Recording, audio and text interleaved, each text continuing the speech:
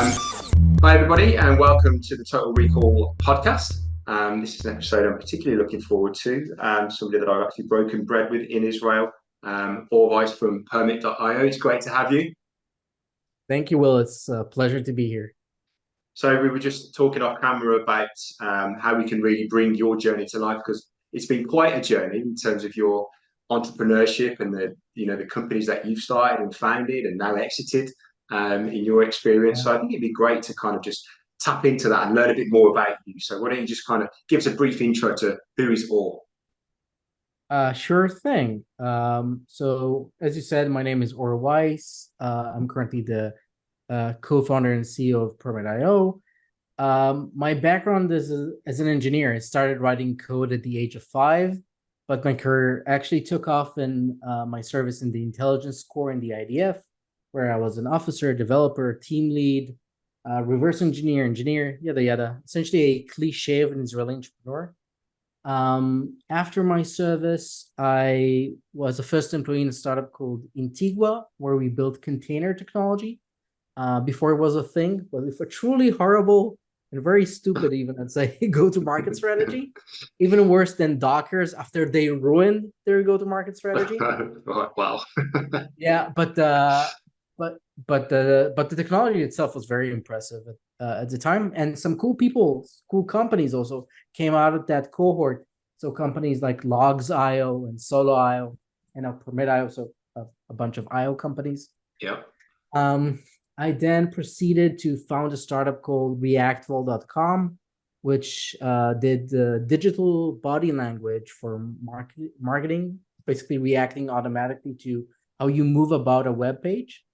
That was acquired by Metadata Inc. I did some freelancing, a couple of startups, and back in the Ministry of Defense. And then I was a VP of R&D in a cybersecurity company called Netline that caters to governments and like-minded agencies worldwide. Only worked on defensive projects there, no offensive ones. It's kind of principle. Really proud of it, really, especially in retrospect. Yeah. Offensive cybersecurity in the civilian industry wasn't as commonplace and well known as it is today, and all of the implications that came out of it. But I immediately, instinctively knew that I don't want any hand in that. It's essentially basically selling weapons, cyber weapons, but still, in my perspective, weapons. And I shied from it, and I'm happy that I did so. Yeah. That was Netline. So working on, I was basically their VP of R&D of their cybersecurity department. And then between late 2016 and up till a little over 3 years ago, I co-founded and ran as CEO a company called Rookout, which is another dev tool solution in the production debugging space. Rookout was later acquired by Dynatrace. And during my time at Rookout, I ended up rebuilding the access control to our product 5 times when the company wasn't even 3 years old. And that basically drove me nuts. I didn't want to do it once, let alone 5 times. And reflecting on it, I realized that I've been building this crap, pardon my French, for thousands of times throughout my career. And again, hated it every point. And I got together with who's now my co-founder and CTO, Asaf. He at the time worked at Facebook, now Meta. And he worked on both their internal developer tools and internal authorization. And he saw that they've invested a team of 30 people for half a decade to build the level of access control that they have, and they're still building on. So we quickly did the math, and we realized this is a huge problem now as we move to microservices and to the cloud, and software is constantly becoming more complex. And most companies are still struggling with the basic, and it's going to get far worse very, very quickly, especially with the advent and the very fast-paced growth of machine learning agents. So think about it. I'm expecting an inflection point 2 years from now. If currently most users in applications are fellow humans, 2 years from now, it's going to be primarily our AI agents, other applications working on behalf of other applications, in your application. So and when we reach that point, the policies and interactions are going to be so complex that unless we have better tools and better interfaces to manage them, put it mildly, we're all going to have a bad time. So that's what we're solving with Permit. We're providing simplified interfaces for access control that you can easily bake into your software, so you'll never have to build permissions again. No one wants to build this crap. It's a nuisance. It's not unique to any application, and developers are just wasting their time reinventing this over and over. So we're providing it out of the box, so you can focus on the features that you actually care about. Yeah. And that's me, and also Permit and my current work in a gist. Well, I think the first thing that strikes me is how do you even start coding at 5? Like, what are you coding at 5 years old? So necessity is the mother of innovation, but basically everything. And I had a very basic PC. So a lot of credit goes to my older sister. So she convinced my parents to buy a computer, which wasn't as commonplace. Like now everyone wants a computer in their pocket. That wasn't the case. Like it was quite a luxury to have a computer. Yeah, I know you mean. And very bulky as well. Yeah. So we had a PC, and in order to and I wanted to play games. He showed me how to play games, and to run a game back then, you'd have to type in DOS commands or basic commands. You didn't have the option of just like clicking on a UI. That wasn't. Yeah. So I had to learn English, and I had to learn language in general, and I had to learn how to operate the computer, and I wanted to, so that I had enough incentive. And there wasn't any other way around it. So that got me started. And it's not like at the age of 5, I didn't write very complex things, but I already started playing at that. I think kind of started a runway that I've progressed with throughout my career. Yeah, nice. I've seen some of the things coming out now where they're like robots that kids can program. They're like, programming tools for kids. I think Lego are doing a great one at the moment. So I think if anybody's thinking what to get their kids for Christmas and they want to get them into coding, I think, something like that's a good start. Not as old school as the DOS, /Windows, whatever it was. Yeah, I think at this point it's mandatory. Like if for millennials and Gen Z, I think software and computers are commonplace. For the following generations, it's not just going to be commonplace, it's going to be dominant. It's going to be the primary thing that affects most of your interactions with your work, your reality. And I think if it's not just about having a leg up, it's about just being able to get along with the basics. So I think parents not getting their kids into technology early on today are missing on an important thing to do. And do you think that's what's helped prompt your entrepreneurial spirit? Where you kind of just solving things. It sounds like you had to solve these problems yourself. You got given the computer, great, big sister's there to support, but you've had to figure out, well, I need to learn English, I need to do this, and that's how I'm going to figure that out. Do you think that is typically what's driven you down the path of solving the problems and creating a company out the back of it? That's a very tough and deep question, because I don't have any recollection of memory of myself thinking in any other way. It's like my default. So I can't really put a finger and say, oh, this is the turning point that got me into entrepreneurship. I can tell you that from like a very early age, I knew that I wanted to be a software engineer. Like I was already kind of dabbling in it, and I knew I wanted to have that as part of my career. And I can definitely remember myself at like even 10, 11 already. So as a kid, I told myself and friends that I'm going to have a company, a software company. And at the time I thought I'm going to call it PowerSoft. It's kind of influenced, I guess, by Microsoft. And that's a silly name. But I already had that notion in mind that, I'm going to build a software company. I don't know where I got it, but it was there. Sounds like a good name to me. My company's named after an Arnold Schwarzenegger film, so I can't comment really.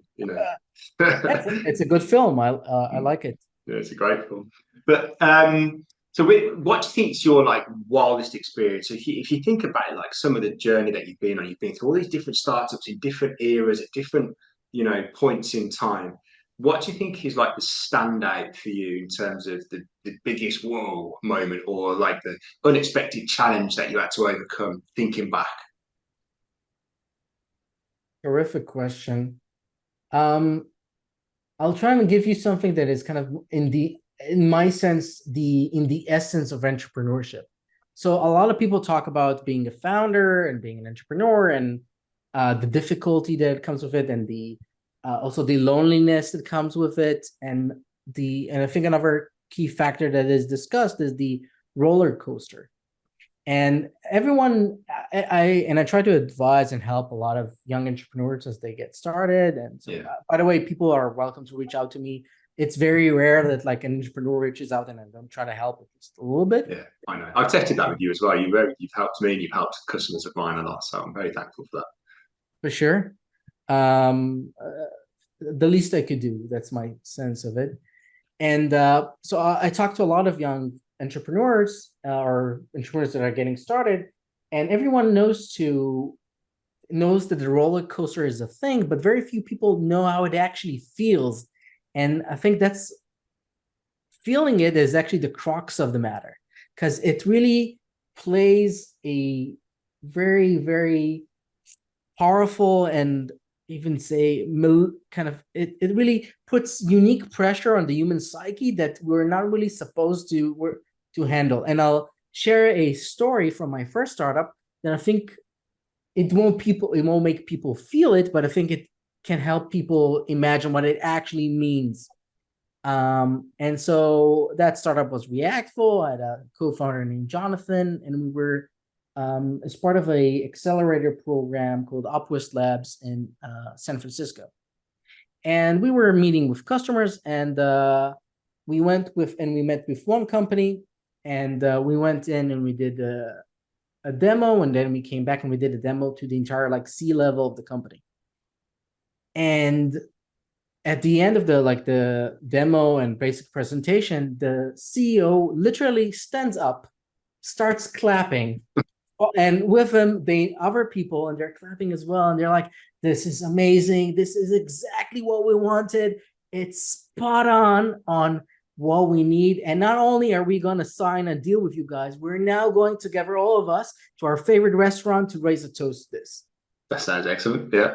Yeah, we're ecstatic. This is amazing. We are there laughing, drinking, eating,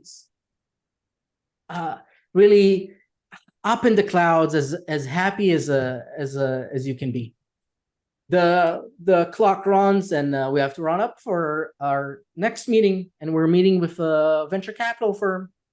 And first of all, they keep us waiting. Like it's past the time, and we're like they're just standing in their not even in the conference room, just in the kind of the lobby.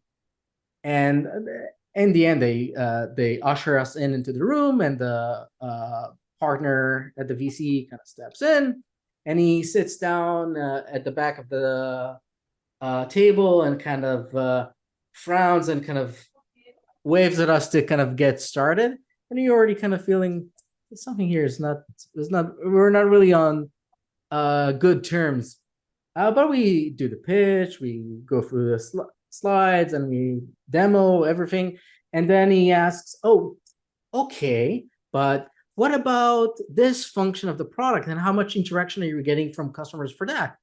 And we're like, "Oh, it's roughly that." But no, but how do you know? And we're like, "Oh, we have analytics." And I open up, it was Google Analytics, and I open up and I can share the data. And he literally springs up, runs to the screen, and starts pointing at different areas and said, no, this doesn't make sense. And that's not, no. And basically, this is over our entire foundation and our entire story, and just kicks us out ashamed and miserable. And the key part of the story is the contrast between these two events: being at the top of the world thinking you're the king, and being lower than the lowest creeping crawling creature on the ground that people wouldn't even spit on. So and that's all within an hour and a half at most. And the human mind is just not meant to switch those gears that quickly. Yeah. Like just the emotions running through your veins, just the hormones and other chemicals running through your veins, they haven't adjusted yet, so you're just like in complete dissonance. Yeah. And now, and this is an extreme story, but as an entrepreneur, you get a sense of this on a daily basis, Oh yeah. constantly. And this is not something um that is relevant or approachable for everyone. It can literally bring you to your edge very quickly.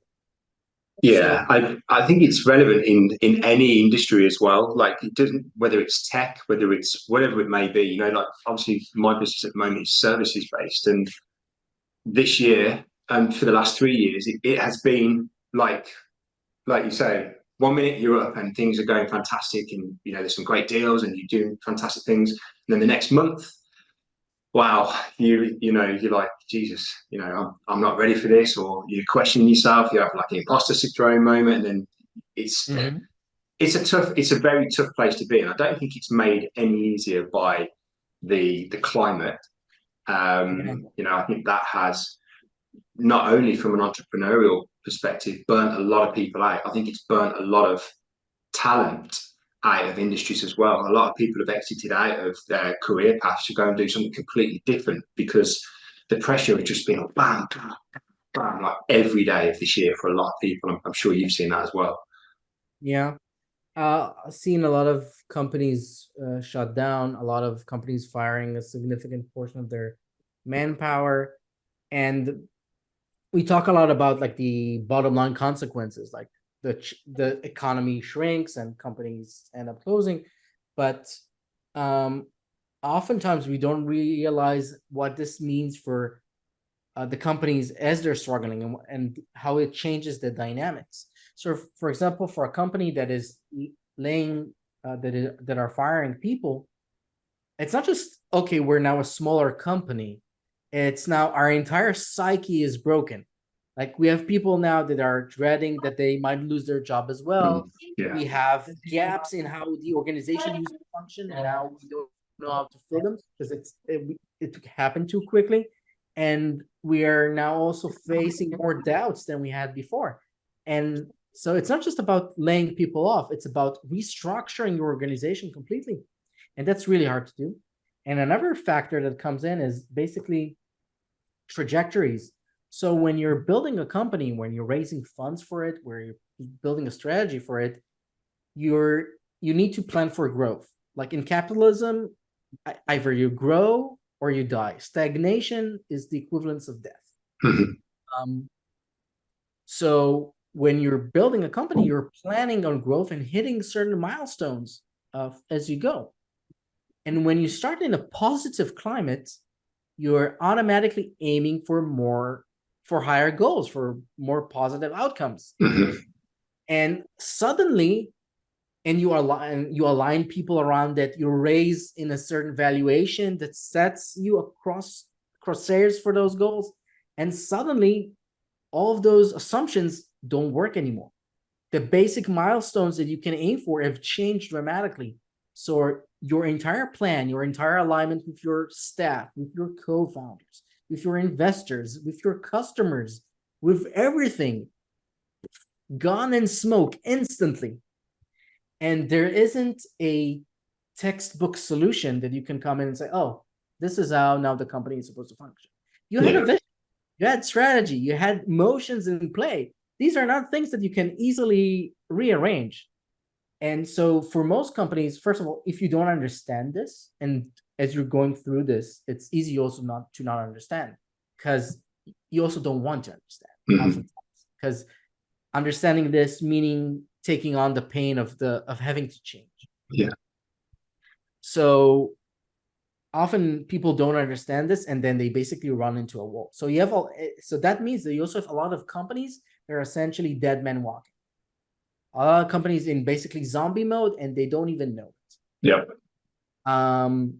And that also has a cascading effect for the economy, because we are not seeing all of the bottom line effects. So we think the economy is going to shrink into a certain size, but there's still hidden factors of how much it's actually going to shrink. And obviously, like startups shrinking affects other businesses. So it affects enterprises buying products for them. So now you have less variety and things are more costly. It affects companies like yourself, like consultancies that are helping hire. You now have less demand for manpower, and it keeps cascading up till the so this is the actual, when we talk about trickle down. So unfortunately, in modern capitalism, the bad things trickle down very quickly, but the value or the money itself doesn't trickle down as fast as we like. Yeah, I think because I see it from a very emotive perspective as well. Because obviously, I'm talking to a lot of people day in day out that run businesses and that work in those businesses. So I'm seeing like the personal impacts. I'm seeing people's mental health impacted. I'm seeing, you know, founders of companies having anxiety through the middle of the night, and then people who work in organizations having anxiety in the middle of the night because they fear, like you say, they're fearful for their job.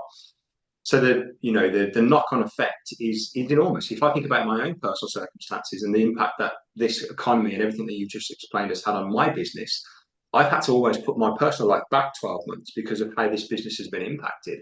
You know, my partner and I, we have goals to try and start our own family, and we've had to say we can't quite do that at the moment because it's too unstable. And I'm just one case. You know, imagine the hundreds and thousands and millions of people that work in this ecosystem that are having similar stresses and pains. It goes way beyond just the financial climate, I think, does it not? Right. We often don't take into account all of the actual pain, effort, and struggling that goes on with running anything as a business or as a vision against reality. And to some degree, maybe that's fortunate, because if it's maybe kind of like also relating to your note, kind of like deciding to become a parent and have kids, like most people aren't actually aware of how much pain and suffering and friction and challenges are involved with that. So, and maybe that's good, because otherwise maybe we won't do it as much. Yeah, it's like doing another startup, I suppose, isn't it? Some people just keep coming back and back for more pain. Yeah, for me, it's at some point I'm trying to be very stoic and very zenful, I'd say, Yeah. like about it. I kind of embrace the pain in advance. I'm just assuming that's the status quo. Um, so taking on the roller coaster metaphor. So some people ride on a roller coaster, raising their hands, and they want to feel all the bumps in the road. And I'm like more kind of like just crossing my hands and like, yeah, sure. Now we're up, now we're down. That's just the heck of it. But I think it's also hard to kind of establish a mindset like that, because it's not the immediate natural reaction that you get for it. Yeah, it's tough. I mean, you know, the amount of people, because I have quite an affinity to the mental health aspect. You know, I've consulted for Mind, a mental health charity in the UK, and I've helped with some of their programs. I've got my own personal story with mental health, and I've written a book, and I've got a lot of kind of tactics that I have to use for me still to this day personally. One of it revolves a lot around martial arts. You know, I do as much martial arts as I possibly can to try and create an equilibrium of stress to, you know, anxiety. How do you kind of, you know, imagine you talking to somebody that you're mentoring and they're an entrepreneur, they don't have that chill attitude, you know, that seems natural to you, or they're not into martial arts as much as I am. You know, how do they balance the books mentally? They don't. I think that's the main thing. And I think back to myself as a young entrepreneur.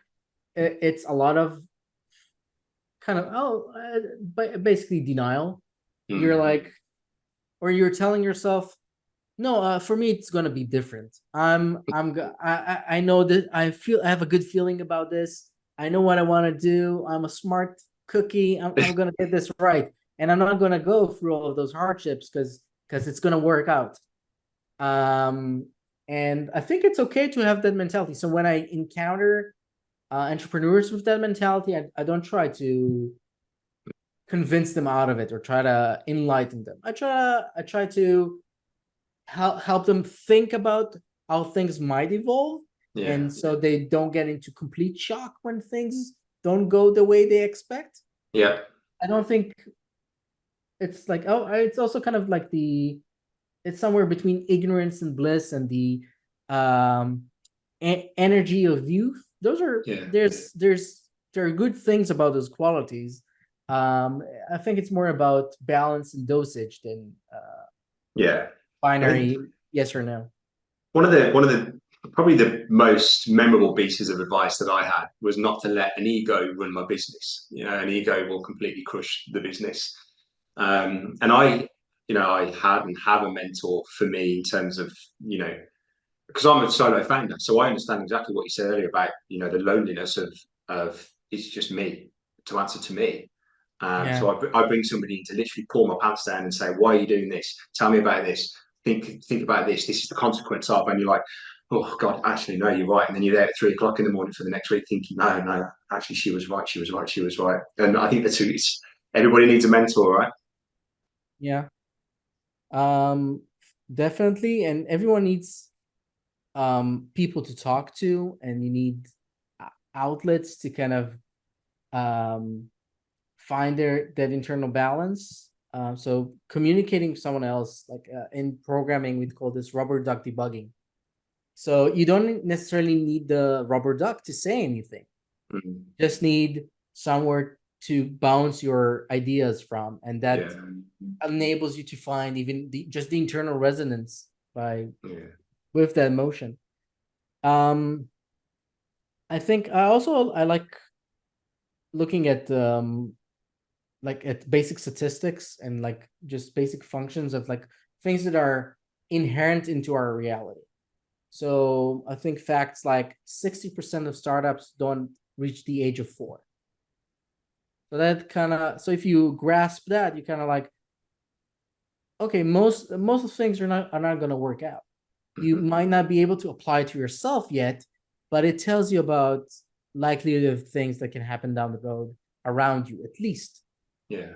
And statistics like um, on average, a startup with so more correctly, the half lifetime of startup employees are about a year and a half, Yeah. meaning every year and a half you'd replace half of your staff.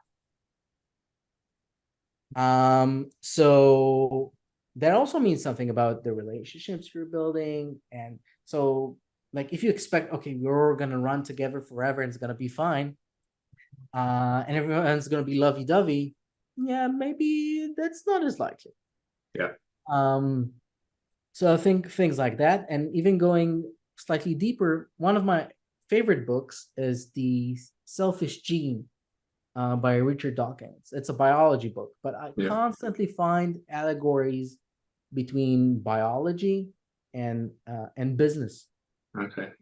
Right. Um, Maybe to give just one example, there's the concept of the Red Queen, and that's a reference to Alice in Wonderland, where she runs with the queen, and they're running as fast as they can, but they're staying put. And the queen tells her, "This is how it works here. If you want to stay put, you just have to run as fast as you can, just for that." And in biology, it's a concept around how competition drives evolution. So without competition, things don't evolve as quickly. But then when there is competition, just to stay in place, you have to evolve as quickly as possible, just Yeah. to maintain your foothold there. And that's also very true for startups. Um, and there's also an emotional thing here. Like, it's basically it connects to like the target is constantly moving. You're like, oh, if I get to this point, everything's gonna be awesome. But then you get to that point and like nothing changed. It only got harder. Well, Yeah. what the hell's going on? And later on, and that's actually when you have the state of mind to actually notice that. Usually, it's just like, oh, we have to continue running. Yeah. Um, so I think no recognizing these patterns and knowing that they're just inbuilt into nature. Yeah. And I think adapting is, obviously part of the evolution, adapting to current climate, current, ecosystems. And I think the ecosystem as we have it now, in terms of our business ecosystem, has required immense adaptations.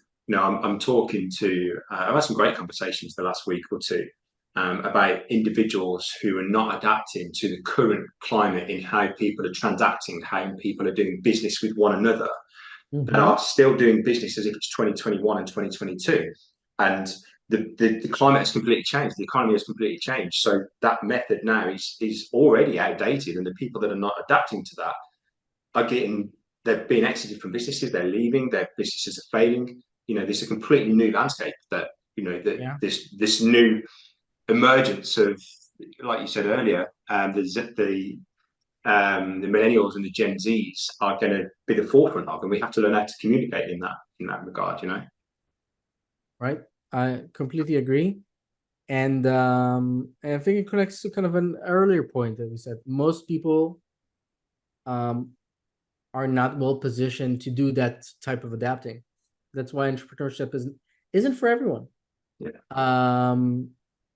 I think maybe everyone has the potential of gradually adapting into becoming an entrepreneur, but if you get into it and you're not in the right mindset, it can be devastating. Yeah, and I actually have witnessed you adapt from the outside looking in terms of permit and some of the hires that you've made and the way that you've gone to market.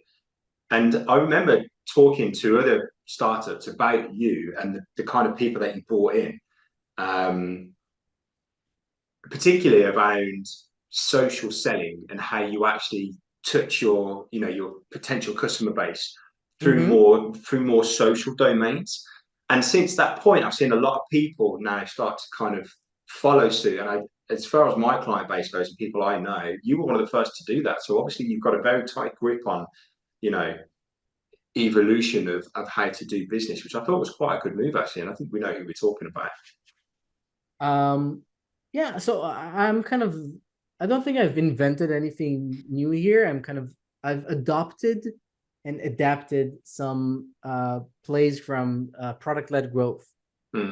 And for me, it was kind of a necessity. So Permit is a company that caters to developers. Yeah. It's actually in a unique situation where we're catering to developers providing critical infrastructure. So, and that has actually a lot of advantages, and that puts us in the category of some other interesting companies like Datadog and Twilio and GitHub and GitLab and etc. And what you see with these companies is that you leverage the power that developers have in organizations to move in quickly from the bottom up. And but because you're, in the end of the day, you're affecting critical infrastructure that connects you to significant budgets and high impact on the overall organization. So you have this crossroads where basically speed meets large accounts.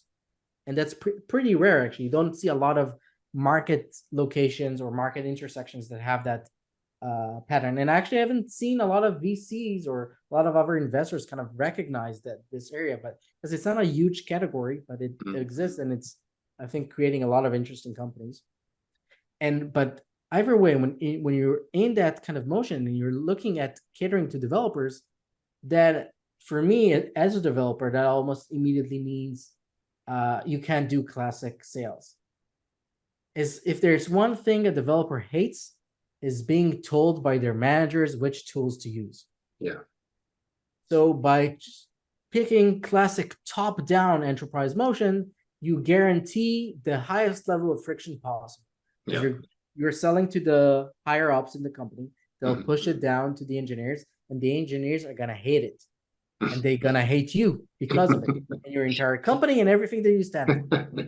And instead of leveraging the clout the developers have, you end up having to fight it, which is well, not ideal. So I very early on I recognized that kind of motion is mandatory for our type of market. And I'd say I was lucky enough that means that also you have that our go-to-market motion is very cost effective. So because you're targeting developers with relevant content, and you're going through those social channels, and you're catering to them in an organic, authentic way, you're less dependent on advertising budgets, and you're less dependent on the changes in the networks themselves, and you're less dependent on the size of your sales operation. So you're more flexible, and your basic costs of running the business are lower. So that gives you more flexibility to react to a situation where everything suddenly costs more. I was particularly impressed as well, like how your trajectory in the USA has taken shape. You know, to kind of win some of the clientele that you now have in the States without having local representatives there effectively, is a testament to that model working, right? Yeah, for sure.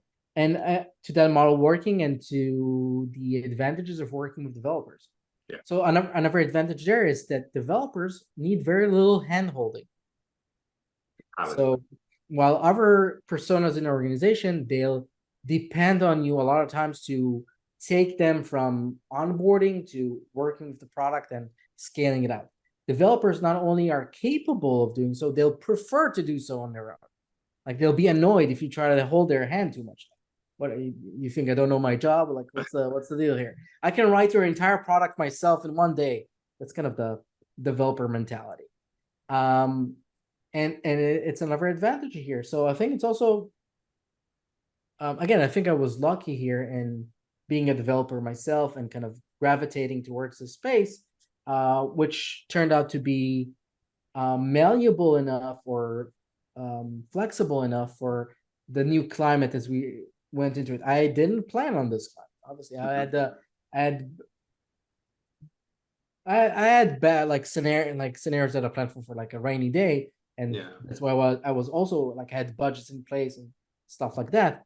But I wasn't aiming for this. I was hoping that there would be more sunshine than rain. But yeah. Well, I think it was a great golfer called Arnold Palmer. He said the more he practices, the luckier he gets. So I think there is some kind of method to the madness. I would say. Perhaps I don't know. Maybe maybe I'll need to finish the journey with this company. It's gonna take several more years, and then maybe you can do a retrospect and we'll have this chat again then. Yeah. So, like, what if you think about Permit and the technology? It is quite striking in terms of what it's doing for people. It's when I'm having conversations with people as I am about different dev tools. Some of the clients that we work with, and I talk to people who know dev about yours. They at first they don't know it, and then they go 24 hours and they look at your podcast. You've got some great content online. You've done a lot of work on content, and they come back and they're like, whoa, okay, I get it. This is cool.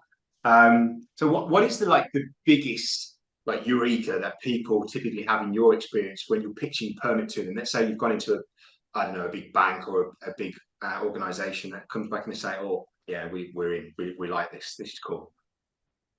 So first of all, I try not to pitch it. So without exception, currently all of our customers are inbound, meaning we didn't reach out to them and propose that they'll check out our product, but they had an internal need that drove them to seek something that is aligning with what Permit provides. Basically, they had challenges with their authorization or access control. That usually means that either their software is changing, or they have more requirements from their customers, like adding more roles or moving from RBAC to ABAC, or relationship-based access control, and or they have more compliance requirements, etc. And so when that happens, we are positioned in the right place that they will find us quickly, and we're also positioned in the way that they can get started without any friction of having to talk to us. So I do a lot of calls with customers on a weekly basis. That read today, for example, and without exception, I didn't pitch the product, because the people coming in already worked with the product. They already knew that they needed. They already knew what it's for. So they came in with more advanced questions. How do I implement this specific scenario? How do I get my boss to approve budget for this? How do I get other team members to work on this? Or what is your pricing for this and that? And I find that those are, first of all, much more fun conversations. I don't have to convince you. You're already interested. You came in because you want to talk to me. I really hate being like that salesperson that knocks on your door and like, would you like to hear about our sale of bank? Dude, I have better things to do. I'm in the middle of working here, but what do you want? I hate meeting that person, and I even more hate being that. I suppose you're at the holy grail there, really, because I suppose everybody's goal, bottom up, top down, is inbound. Where you can get to a position where you're talking to people who are already bought into the product. They see the value, and I think your value is very quickly clear. It's very quickly clear in terms of how you put it together on your website and the content in the way that you put it together. The value is so apparent, it's so quick that people, once they lay their eyes on it and they kind of digest it, they're like, wow, okay, that's legit. I get that. Yeah, for sure. So I definitely say that being able to do all, definitely, and even most of your customer engagements is inbound with actual intent. That's definitely an amazing thing to have. But it's also important to remember here, it's not something that you just get off the bat. You need to plan the entire machine for this. You need to build the right marketing department with the right people. So, for example, our entire marketing department is all engineers. Because they're all generating content and engagements for other engineers. By the way, another flexibility that I got out of this for this harsher climate, and also for the current war situation, is flexibility of the manpower. So I had engineers going on reserve duty. So suddenly I have a lot of people missing that I can't really hire replacements, because you still need to pay the paycheck for that person, even though in the end the government's going to pay you back, but it's a whole thing. So you need to find a way to, okay, we have a lot of engineering tasks, how do you get it done? So the ability to take the marketing folks and tell them, oh, you're actually engineers, how about doing some engineering work, get back to your roots. That's repositioning people. That's an amazing flexibility that most companies won't have, and again, something that I in a significant way got lucky with. So all of these aspects are obviously luck, as I say, but also a lot of premeditation and strategy that you build at the beginning that pays out at the end. You don't get all the traffic and all those inbound customers that day one. And by the way, it's more like basically growing a farm and planting plants and letting them grow than like building a building. It takes time from the initial investment until you see what grows. And also you need to constantly prune. You don't actually know when you're planting the seeds, you don't actually know what's going to grow and in which fashion. So it also requires a little patience and investment in advance. And you need to know that, okay, I have to do this investment now, even though it's not going to bear fruit immediately. And that requires patience, a little bit of foresight, and obviously planning.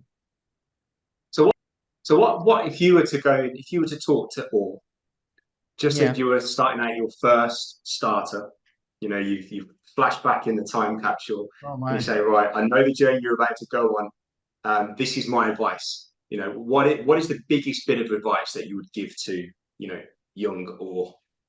Terrific question, and a harsh one to some degree, because that guy he's clueless. Unfortunately for me, I learned everything the hard way. I wish I could go back. I wish sometimes people get good advice, or they have the foresight of learning before they try to do something. I don't know. I was like, as I described those young entrepreneurs, I was the same way. I was like, I'm gonna nail this. I've got a good feeling about this. I'm smart. I'm gonna get this done. I was essentially clueless. And I think the main thing that I didn't understand the fundamentals. Like I didn't know, and I actually think that a lot of our other entrepreneurs are failing with this. I didn't know the difference between the concepts. So, for example, the difference between go-to-market fit and product market fit. On the surface, they sound very similar. It's like, oh, my product resonates with the market, and that's how I go about getting people to be happy with it and grow the business. Yeah. No, those are dramatically different things. How you go about moving through the market and addressing it and propagating your message in it is very different than how people actually interact with your product. They're interlinked, obviously, and they have feedback loops, but they're dramatically different. And also the word market, that sounds like, oh, there's a market, there are customers. I'll go to the customers, I'll sell to them. What's the big deal? But no, what type of market is it? Is it a green field? Is it a blue ocean? Is it a brown field? Is it a red ocean? Yeah. Or is it somewhere in between? What is the size of this market? How is this market going to evolve? What are the current strategies that other companies are employing in this market? What is your end persona? How are they going to react to this? What resonates with them? What doesn't? Are you going to do top down, bottom up? There's 1,000 questions that are they're fundamental. They're just very basic. And unless you stop and you think about it deeply, you're going to miss out. And unless you are aware that each little cog, each little item in these interactions is going to have a butterfly effect on everything else that you do, you don't realize how critical it is. Yeah. Yeah. And I think if I think about the people that I've spoken to now, the last few years, all I've been doing is startups and scale ups. And I think about some of the people that haven't quite made it. And, if they were to have someone on their shoulder that is giving them that advice, it's like, again, we spoke about it earlier, to have a mentor, to have somebody that's felt the fire, that's been through that bubble burst, that's been through this kind of climate and has come out the other side with a still a great product fit. And not running the company with the ego to dismiss that advice offhand. Oh, I know better. I've got this. Don't worry about it, guys. I'm cool, but thanks. That kind of hubris approach. I think with me, like past me, I think if I'd go in and tell myself, and I also see it with other entrepreneurs, but let's take specifically me, which is a very annoying example. I think if I would have gone and told myself, oh, these are the things that you need to understand, I'll be like, I probably don't need to understand all of them. And it's probably, maybe I need to understand this part and that part, but everything, things will work out. What's the big deal? So I think maybe a better approach is, and I try to take that as like a positive approach of, okay, tell me what do you want to build? What are you excited about? What's the potential that you're seeing? Then like trying to run the game with them, run the simulation. Like, okay, how about this thing? How would that work? And then you start to have it's also I'm trying to be like a rubber duck there as well. I just help them bounce back with themselves. What's the story when they play through it? What are the things that they feel that will work out actually with the different little elements, and which things will actually resonate well with them? A lot of times people also don't think about what type of company they actually want to build. And it's these little details, because of that butterfly effect, create very different companies. A company that is doing bottom up for developers and a company doing top down for developers, or definitely doing top down for a different persona, you're going to look completely different. Different hirings, different people, different strategies, different everything. Which company do you want to wake up to every morning? How do you want your day-to-day to look like? So I think going through the day-to-day, going through the little elements and how they interact, and kind of covering stories, you get people to kind of have aha moments of like, oh yeah, I didn't think of that one, and that could actually, I can do that better. Maybe let's try that angle. And as they start to play with it, first of all, they don't get antagonized, and they like. So I had a lot of mentors or people that I interacted with that were like, "What are you, an idiot? Why don't you have this and why don't you have that metric?" And you're like automatically, okay, I don't know what I you feel want with stupid. me. Yeah. Yeah, but if you go with the positive angle, it also I think teaches the how to play that game in your own mind, Yeah. and that's actually the game that, like, at least as a CEO, you need to get good at. Yeah, I think it's obvious that you have a passion for startups, and it's no surprise why you've had success in building them.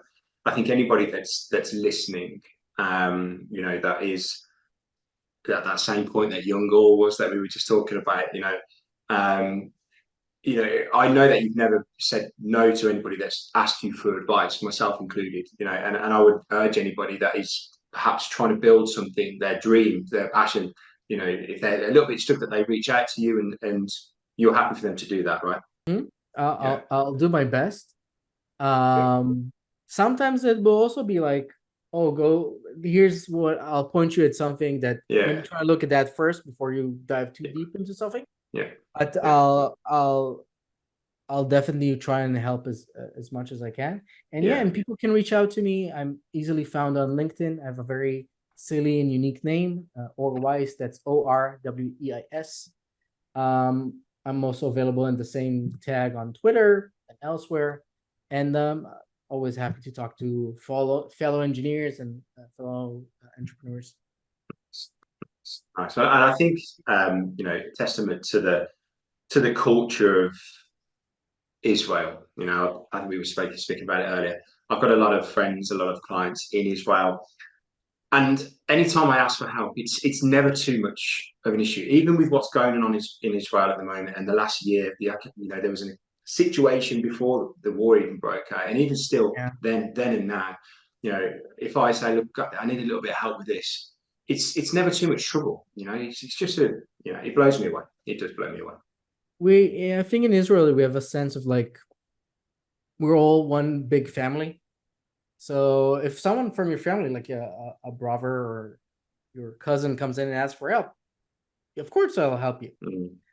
Mm. There are pros and cons, obviously, to that approach. Also, sometimes people get too familiar, but I think in overall there's some good advantages to it, and I'm also hopeful that these exact characteristics are the ones that are gonna help the country emerge from the hardships it's going through now and get into better days and hopefully more peaceful days for Yeah. all the people involved. Well, I pray for you and everybody that I know and have encountered in Israel. That's always been kind and positive to me. So I have nothing but good things to say and pray for. Um, but I've taken too much of your time already. You're a busy man with a young family, so no doubt you've got better things to do than to talk to me and look at my Christmas shirt for the rest of the evening. Thanks for having me. I enjoyed the chat. I think you've asked some great questions, and I hope I shared some interesting stories. And I look forward to talking with you more. Yeah, it's always good to talk to you, man. So look, enjoy your evening. Thanks again for your time, and I'll see you soon. Bye. Cheers.